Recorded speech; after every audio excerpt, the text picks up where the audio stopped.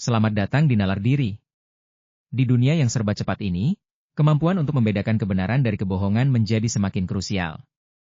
Kita seringkali dihadapkan pada situasi di mana orang lain mungkin tidak sepenuhnya jujur, entah itu dalam interaksi personal, profesional, atau bahkan saat mengonsumsi informasi. Kebohongan dapat berbentuk halus, terselubung dalam kata-kata manis atau janji-janji kosong, namun dampak yang ditimbulkannya bisa sangat merusak. Bayangkan saja, berapa banyak keputusan penting yang kita ambil setiap hari, mulai dari memilih teman, mitra bisnis, hingga sekadar mempercayai berita yang beredar. Jika kita tidak memiliki radar yang kuat untuk mendeteksi ketidakjujuran, kita berisakan untuk dimanipulasi, dimanfaatkan, atau bahkan dirugikan secara signifikan. Video ini bukan hanya tentang bagaimana mengidentifikasi kebohongan, tetapi juga tentang bagaimana membangun pertahanan diri yang kokoh terhadap berbagai bentuk manipulasi. Kita akan menyelami lebih dalam berbagai tanda nonverbal yang seringkali tanpa sadar ditampilkan oleh seseorang yang sedang berbohong. Dari gerakan mata yang aneh, perubahan postur tubuh, hingga ekspresi mikro yang muncul sekelebat, tubuh kita seringkali berbicara lebih jujur daripada kata-kata. Kita juga akan membahas tanda-tanda verbal yang bisa menjadi petunjuk, seperti inkonsistensi dalam cerita, penggunaan bahasa yang terlalu umum, atau bahkan penghindaran untuk memberikan detail. Namun, mendeteksi kebohongan tidak semudah membalik telapak tangan. Tidak ada detektor kebohongan instan yang 100% akurat. Setiap tanda yang akan kita bahas hanyalah indikator, bukan bukti mutlak. Penting untuk melihatnya dalam konteks, dan tidak langsung menghakimi. Tujuan kita adalah untuk menjadi lebih peka, lebih cermat dalam mengamati, dan lebih bijaksana dalam menarik kesimpulan. Kita akan belajar bagaimana membedakan antara kecanggungan biasa dengan tanda-tanda yang benar-benar mencurigakan. Ini adalah keterampilan yang dapat diasah, yang seiring waktu akan meningkatkan intuisi Anda dan membantu Anda dalam setiap aspek kehidupan. Mari kita bersama-sama membuka wawasan kita tentang dunia kebohongan dan manipulasi. Dengan memahami tanda-tandanya, kita tidak hanya melindungi diri sendiri, tetapi juga menjadi pribadi yang lebih cerdas, lebih waspada, dan lebih berdaya dalam menghadapi dinamika sosial yang kompleks. Siapkah Anda untuk mengasah kemampuan detektif internal Anda? Mari kita mulai perjalanan ini bersama. Memahami tanda-tanda kebohongan adalah seni dan sains. Ini bukan tentang mencari satu tanda pasti, melainkan tentang mengamati pola dan inkonsistensi. Kita akan membaginya menjadi beberapa kategori untuk mempermudah pemahaman. 1. Bahasa tubuh dan isyarat nonverbal. Ini adalah salah satu area yang paling kaya akan petunjuk. Ingat, tubuh seringkali bereaksi secara otomatis terhadap tekanan kognitif dan emosional yang muncul saat seseorang berusaha menyembunyikan kebenaran. Kontak mata yang tidak biasa. Orang yang berbohong mungkin menunjukkan kontak mata yang terlalu sedikit atau terlalu banyak. Kontak mata yang terlalu sedikit bisa jadi karena mereka merasa bersalah atau canggung. Namun, hati-hati, karena ada juga yang sengaja mempertahankan kontak mata intens untuk menunjukkan kejujuran, bahkan sampai terasa mengintimidasi. Perhatikan pula pupil mata yang membesar, ini bisa jadi tanda stres atau peningkatan kognitif. Gerakan gelisah, fidgeting ini adalah respons umum terhadap kecemasan. Seseorang yang berbohong mungkin mulai memainkan rambutnya, menggaruk hidung, menyentuh leher, atau menggenggam tangan mereka. Gerakan ini adalah pelepasan energi saraf. Namun, perlu diingat, orang yang gugup juga sering gelisah, jadi ini harus dilihat bersamaan dengan tanda lain. Perubahan postur tubuh. Perhatikan apakah seseorang tiba-tiba menjadi kaku atau sebaliknya, terlalu santai. Kaku bisa jadi tanda bahwa mereka sedang berusaha mengontrol diri. Terlalu santai bisa jadi upaya untuk tampil tidak terpengaruh, padahal sebenarnya sedang menyembunyikan sesuatu. Menjauhkan diri secara fisik atau memalingkan tubuh juga bisa menjadi tanda keinginan untuk menjauh dari subjek yang dibicarakan. Menutupi mulut atau wajah, ini adalah refleks bawah sadar untuk menahan kebohongan agar tidak keluar. Menyentuh hidung, mengusap bibir, atau menutupi mulut dengan tangan adalah indikator potensial. Freud pernah mengatakan bahwa tidak ada manusia yang dapat menyimpan rahasia. Jika bibirnya diam, dia mengoceh dengan ujung jarinya. Pengkhianatan merembes keluar dari setiap pori-pori dirinya. Perubahan ekspresi wajah. Ekspresi mikro adalah ekspresi wajah singkat yang muncul dan hilang dalam sepersekian detik, seringkali tanpa disadari. Ini bisa menunjukkan emosi yang sebenarnya yang berusaha disembunyikan. Misalnya, kilasan singkat kemarahan, kesedihan, atau jijik yang bertentangan dengan apa yang mereka katakan. Senyum palsu juga umum. Perhatikan apakah senyumnya hanya melibatkan bibir dan tidak mencapai mata. Mata tersenyum, dengan adanya kerutan di sudutnya. Menggaruk atau menyentuh area leher kerongkongan, ini bisa menunjukkan ketidaknyamanan atau perasaan tercekik, seolah-olah sulit menelan kebohongan yang mereka ucapkan. Batu kecil yang tiba-tiba atau membersihkan tenggorokan juga bisa menjadi indikator. Kata-kata yang dipilih, cara penyampaiannya, dan strukturnya juga dapat memberikan petunjuk berharga. Pola bicara yang tidak konsisten, perubahan dalam kecepatan bicara, terlalu cepat atau terlalu lambat, volume suara, terlalu keras atau terlalu pelan, atau nada suara, monoton atau tegang, bisa menjadi tanda. Orang yang berbohong seringkali berusaha mengontrol suara mereka, yang bisa membuatnya terdengar tidak alami. Penghindaran detail atau detail yang terlalu banyak.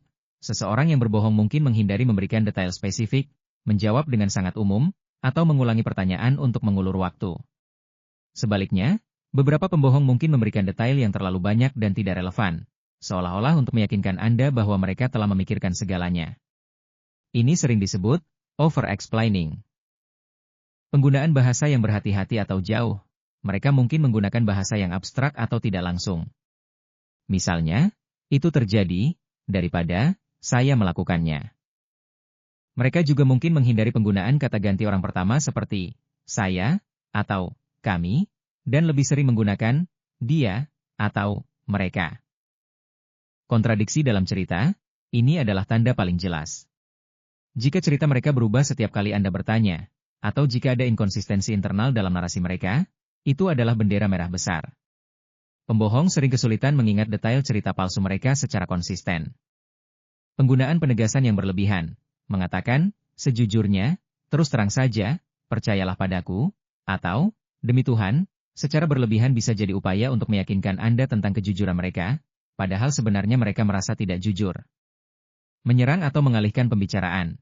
Ketika terpojok, pembohong seringkali akan menyerang balik atau mencoba mengalihkan topik pembicaraan untuk membuat Anda defensif atau lupa dengan pertanyaan awal. Ini adalah taktik manipulatif untuk mengalihkan perhatian dari kebohongan mereka. Waktu respons yang terlambat, otak membutuhkan waktu untuk membuat cerita palsu. Jadi, respons yang tertunda atau jeda yang tidak wajar sebelum menjawab pertanyaan bisa menjadi indikator mereka sedang merangkai kebohongan. Ini melibatkan respons emosional dan kognitif yang terkait dengan kebohongan. Peningkatan kecemasan atau ketidaknyamanan. Kebohongan seringkali menyebabkan stres internal. Ini bisa bermanifestasi sebagai keringat berlebih, kulit memerah, napas terengah-engah, atau denyut jantung yang cepat. Sikap defensif yang berlebihan. Orang yang berbohong mungkin menjadi sangat defensif atau marah jika Anda mulai menunjukkan keraguan. Mereka mungkin merasa diserang dan bereaksi berlebihan. Kurangnya empati atau rasa bersalah. Pembohong patologis atau manipulator mungkin tidak menunjukkan penyesalan atau empati sama sekali, bahkan ketika terbukti bersalah. Ini adalah tanda yang lebih mengkhawatirkan dan bisa menunjukkan masalah karakter yang lebih dalam. Perubahan dalam kecepatan berkedip. Beberapa penelitian menunjukkan bahwa orang yang berbohong cenderung lebih jarang berkedip saat berbohong dan kemudian berkedip lebih cepat setelah kebohongan selesai, sebagai bentuk pelepasan tekanan. Tidak ada satupun tanda di atas yang 100% akurat sebagai indikator kebohongan. Setiap tanda harus diinterpretasikan dalam konteks. Misalnya, seseorang mungkin gelisah karena dia pemalu, bukan karena dia berbohong. Seseorang mungkin menghindari kontak mata karena budaya atau karena dia sedang memikirkan sesuatu dengan keras. Kunci untuk mendeteksi kebohongan adalah mencari kelompok tanda atau klaster perilaku yang muncul bersamaan dan konsisten dengan situasi. Selain itu, penting untuk memahami garis dasar atau perilaku normal seseorang. Jika Anda tahu bagaimana seseorang biasanya berperilaku, Anda akan lebih mudah mengenali penyimpangan dari perilaku tersebut. Latih diri Anda untuk menjadi pengamat yang jeli, tetapi jangan menjadi penuduh yang cepat. Tujuan akhirnya adalah melindungi diri Anda, bukan untuk menjadi detektif yang sempurna. Bagaimana sejauh ini? Apakah Anda mulai melihat beberapa tanda ini pada orang-orang di sekitar Anda, atau bahkan pada diri Anda sendiri? Mengamati tanda-tanda kebohongan memang membutuhkan latihan dan kepekaan. Penting untuk diingat bahwa setiap orang berbeda, dan konteks selalu menjadi kunci. Namun, dengan semakin Anda melatih diri untuk memperhatikan nuansa-nuansa kecil ini, semakin tajam pula intuisi Anda. Sekarang, mari kita lanjutkan pembahasan kita ke bagian yang tidak kalah penting. Bagaimana kita bisa memanfaatkan pemahaman ini untuk melindungi diri kita dari manipulasi.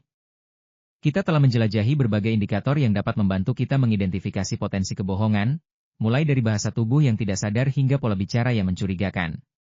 Ingatlah, ini bukan daftar periksa yang mutlak, melainkan kumpulan petunjuk yang harus dianalisis secara holistik dan dalam konteks. Beberapa poin penting untuk diingat. Perhatikan klaster tanda, jangan hanya terpaku pada satu tanda. Cari pola atau beberapa tanda yang muncul bersamaan. Misalnya, jika seseorang menghindari kontak mata, gelisah, dan ceritanya berubah-ubah, ini jauh lebih mencurigakan daripada hanya satu dari tanda tersebut. Pahami garis dasar, Baseline kenali perilaku normal seseorang. Perubahan dari perilaku normal mereka, bukan hanya perilaku yang dicurigai, secara umum, adalah petunjuk yang paling kuat. Jika seseorang yang biasanya santai tiba-tiba menjadi sangat kaku, itu patut dicurigai. Konteks adalah raja, lingkungan, situasi, dan bahkan budaya dapat memengaruhi bagaimana seseorang berperilaku. Jangan langsung menghakimi. Pertimbangkan apakah ada alasan lain untuk perilaku tersebut. Misalnya, orang tersebut sedang cemas karena alasan lain, bukan karena berbohong. Fokus pada perlindungan diri, bukan penuduhan. Tujuan utama Anda adalah melindungi diri dari potensi manipulasi atau kerugian. Ini bukan tentang menjadi seorang penuduh kebohongan yang selalu curiga pada semua orang. Gunakan pengetahuan ini untuk meningkatkan kewaspadaan Anda dalam berinteraksi.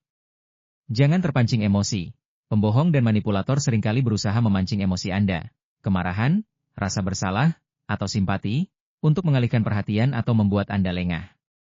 Tetaplah tenang dan objektif dalam observasi Anda. Percaya intuisi Anda, tetapi verifikasi. Jika ada sesuatu yang terasa tidak beres, jangan abaikan perasaan itu. Namun, jangan juga langsung mengambil kesimpulan. Gunakan intuisi Anda sebagai pemicu untuk melakukan observasi lebih lanjut dan mencari verifikasi.